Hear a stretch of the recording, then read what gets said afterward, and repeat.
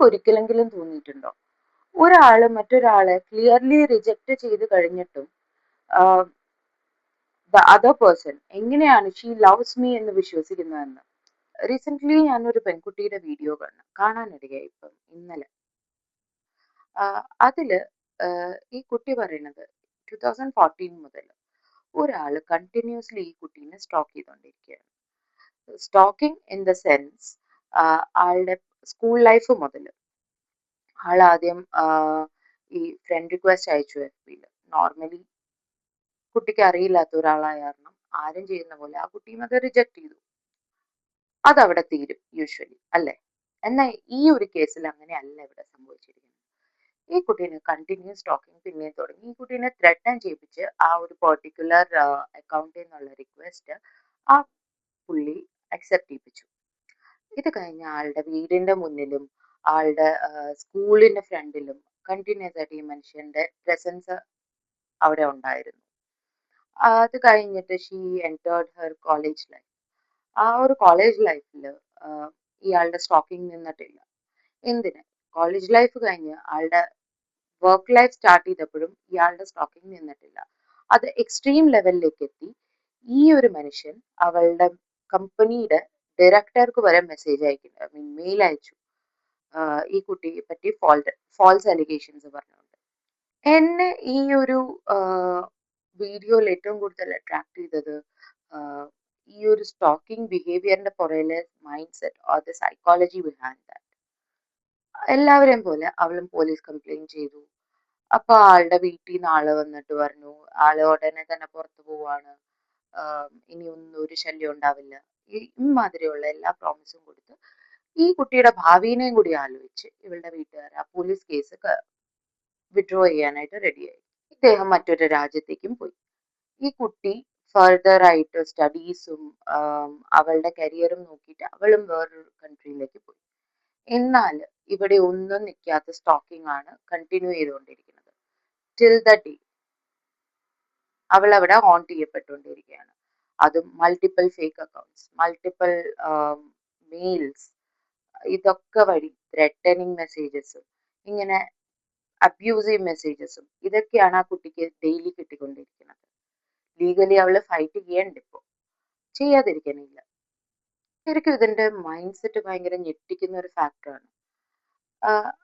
ഇത്ര ഇയേഴ്സ് ആയിട്ട് ആൾക്ക് കണ്ടിന്യൂസ് റിജക്ഷൻ ആണ് കിട്ടുന്നത് ആ കുട്ടിയുടെ സൈഡിൽ നിന്ന്. എന്നിട്ടും അയാൾ വിശ്വസിക്കുന്നത് she loves me. According to ഈ കുട്ടിയുടെ ഒരു വീഡിയോ, അവൻ അന്ധമായിട്ട് പല കാര്യങ്ങളിലും വിശ്വസിച്ചിരുന്നു. അതിനകത്ത് ഒരു ടേമാണ് മാനിഫെസ്റ്റേഷൻ, മറ്റൊരു ടേം ട്വിൻ ഫ്ലെയിം. ഇവൻ കണ്ടിന്യൂസ് ആയിട്ട് ഈ കുട്ടീനെ മാനിഫെസ്റ്റ് ചെയ്തുകൊണ്ടിരിക്കുകയായിരുന്നു ഈ കുട്ടി ലൈഫിലേക്ക് വരാനായിട്ട്. അതൊരു പോയിന്റാണ്. വേറെ ഒന്ന്, ഈ മനുഷ്യൻ വിചാരിച്ചത് ഈ കുട്ടി ഇയാളുടെ ട്വിൻ ഫ്ലെയിം ആണെന്നാണ്. ഓരോ മെസ്സേജസും അല്ലെങ്കിൽ ഇവള് സോഷ്യൽ മീഡിയയിൽ പോസ്റ്റ് ചെയ്യണതായിക്കോട്ടെ, എന്തും ആയിക്കോട്ടെ, ഇവളുടെ അക്കൗണ്ട് പബ്ലിക് ആക്കണത് വരെ ഇയാൾക്ക് ഒരു യൂണിവേഴ്സ് ആൾക്കൊരു സൈൻ കൊടുത്തതാണെന്നാണ് അങ്ങേര് വിശ്വസിച്ചത്. ഇതൊക്കെ കാണുമ്പോൾ എനിക്ക് ഒബ്സെഷൻ മൂവിയാണ് ഓർമ്മ വരുന്നത്. മൂവിയിൽ കാണുന്ന പോലെ ആദ്യം അട്രാക്ഷൻ, ഗ്രാജുവലി ഫിക്സേഷൻ ആയി മാറുന്ന ഒരു അവസ്ഥയാണ് ഈ ഒരു പാറ്റേൺസ് എല്ലാം നമ്മളിലേക്ക് നമുക്ക് കാണിച്ചു തരുന്നത്. ഒരു പെർട്ടിക്കുലർ സ്റ്റേജ് കഴിഞ്ഞാൽ ഈ മനുഷ്യൻ അവിടെ ആ ഒരു കുട്ടി എന്ന ഒരു റിയൽ പേഴ്സണെ അല്ല കാണുന്നത്. അയാൾ അയാളുടെ മൈൻഡിൽ ക്രിയേറ്റ് ചെയ്ത അയാൾക്ക് ഇഷ്ടമുള്ള ഒരു വേർഷനെയാണ് ആ കുട്ടിയിൽ കാണുന്നത്. അതാണ് ഇവിടുത്തെ ഏറ്റവും ഡിസ്റ്റർബിങ് ആയിട്ടുള്ള ഒരു ഫാക്ട്. സൈക്കോളജിയിൽ നോക്കിക്കഴിഞ്ഞാൽ ഇതിനകത്തൊരു ഇൻട്രസ്റ്റിംഗ് പാറ്റേൺ ഉണ്ട്. ആള് വിശ്വസിക്കുന്ന ആ ഒരു പെർട്ടിക്കുലർ ബിലീഫിന് സപ്പോർട്ട് ചെയ്യുന്ന ഓരോ സയൻസ് അല്ലെങ്കിൽ അതിനുള്ള ഇന്റർപ്രിട്ടേഷൻ ആയി മാറും റിയാലിറ്റിയിലെ ഓരോ ഫാക്ട്സും. അവള് റിജക്ട് ചെയ്തു, may be she is confused. അവള് എന്നെ ബ്ലോക്ക് ചെയ്തു, may be she is angry. അവള് സോഷ്യൽ മീഡിയയിൽ പോസ്റ്റ് ചെയ്തു, may be she is emotionally reacting. Notice ചെയ്താൽ നിങ്ങൾക്ക് മനസ്സിലാവും ഇവിടെ സിറ്റുവേഷൻസ് മാറുന്നുണ്ട്, ഇവന്റ്സ് മാറുന്നുണ്ട്, പക്ഷെ ആളുടെ ആ ഒരു പെർട്ടിക്കുലർ കൺക്ലൂഷൻ മാത്രം മാറുന്നില്ല. She loves me. സൈക്കോളജിയിൽ ഇതിനെ കൺഫർമേഷൻ ബയാസ് എന്നാണ് പറയുക. എന്ന് വെച്ച് കഴിഞ്ഞാൽ ഓൾറെഡി നമ്മൾ വിശ്വസിക്കുന്ന കാര്യങ്ങൾ സപ്പോർട്ട് ചെയ്യുന്ന എവിഡൻസ് മാത്രമായിരിക്കും നമ്മളുടെ കണ്ണിൽ കാണാൻ പറ്റുക ആ സമയത്ത്. അത് മാത്രമല്ല അതിനെ ഒപ്പോസ് ചെയ്യണ ഓരോ ഇവൻസിനും വേറെ ഓപ്പോസിറ്റ് മീനിങ് അല്ലെങ്കിൽ വേറൊരു മീനിങ് കൊടുത്ത് അതിനെ ഇന്റർപ്രേറ്റ് ചെയ്യുക. പക്ഷെ എനിക്ക് തോന്നുന്നത് ഇവിടെ അതിൽ കൂടുതലുണ്ട്. എന്തെന്ന് വെച്ച് കഴിഞ്ഞാൽ സ്ലോലി ഈ ഒരു പെർട്ടിക്കുലർ മനുഷ്യൻ അയാള് ആ സ്റ്റോക്ക് ചെയ്യാൻ സ്റ്റാർട്ട് ചെയ്ത ആ ഒരു റിയൽ പെൺകുട്ടീനെ അല്ല പിന്നെ കാണാൻ തുടങ്ങിയത്. അയാളുടെ മനസ്സിലുണ്ടാക്കി വെച്ച ആ ഒരു പെർട്ടിക്കുലർ ക്യാരക്ടറിനെയാണ് അയാൾ പിന്നെ അവിടെ സ്റ്റോക്ക് ചെയ്യലും എല്ലാം ചെയ്തുകൊണ്ടിരുന്നത്. അല്ലാണ്ട് ആ റിയൽ പെൺകുട്ടീനെയുള്ള അറ്റാക്ക് ആയിരുന്നില്ല അത്.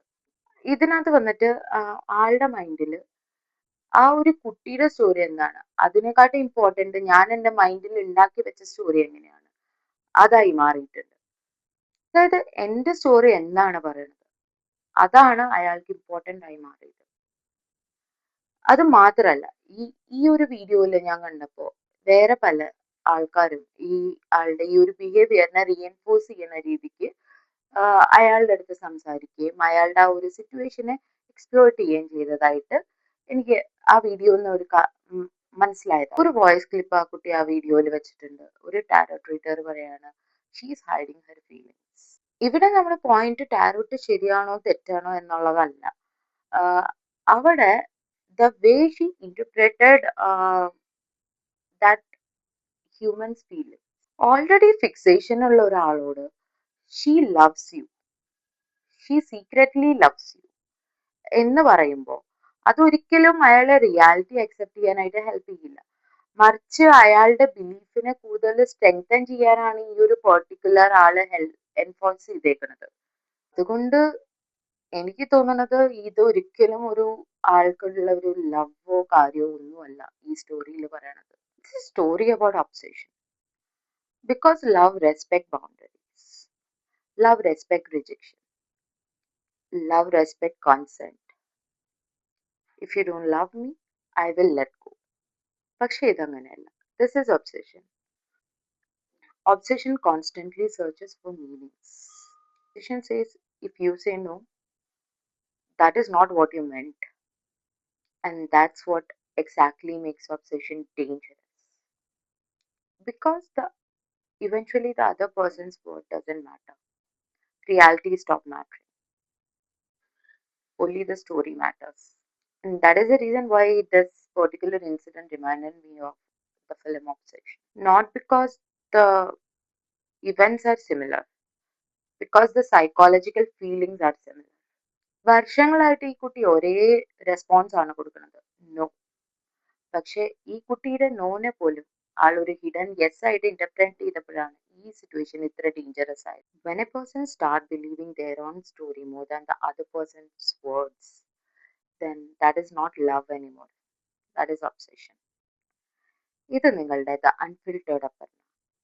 മറ്റൊരു കഥയും മറ്റൊരു കാര്യവുമായി നെക്സ്റ്റ് എപ്പിസോഡിൽ കാണാം. വീഡിയോ ഇഷ്ടപ്പെട്ട ലൈക്ക് ചെയ്യുക, ഷെയർ ചെയ്യുക, സബ്സ്ക്രൈബ് ചെയ്യുക. ബൈ.